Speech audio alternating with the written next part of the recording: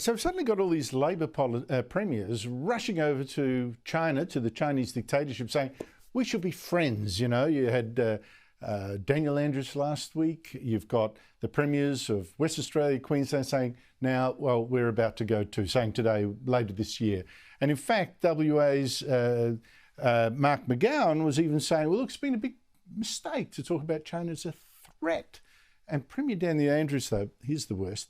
He's even said, of course, he did not even mention on his own visit last week to China the case of Australian journalist Cheng Lei, who's been in jail for more than 2 years already after she was falsely accused of being a threat to China's national security, leaving her unable to speak to her children in Melbourne for all that time. Not my business, said Daniel Andrews yesterday.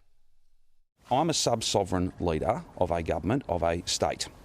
If I meet with my equivalent in another sub-sovereign province, we're not talking about foreign policy. We're not talking about defence policy. Joining me is Cheng Lei's partner, Nick Coyle. Nick, thank you so much for your time. You asked Premier Andrews through his office to do something to help Cheng Lei on his visit to China. What response did you get? Unfortunately, I haven't got a response. So I did try to contact his office last Sunday.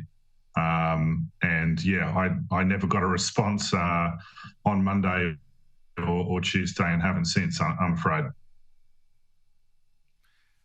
I find that just appalling. But is the Premier right to say, well, look, foreign policy, that's really for the federal government and it's not for him?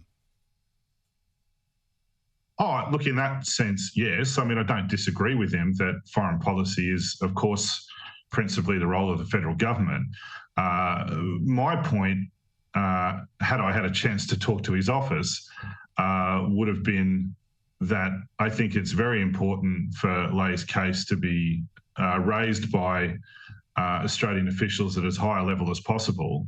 That Lei's a Victorian, the children, of course, residents of Victoria, and I'm sure that him adding his voice to some issues such as being able to have contact with the kids, and I think also raising the general issue that whilst this highly unsatisfactory situation with her detention continues, it does significant damage to the bilateral relationship, and that of course isn't particularly good for business and people-to-people ties between Victoria and China. So they're the sorts of issues that I thought the Premier could be raising in the context of his visit.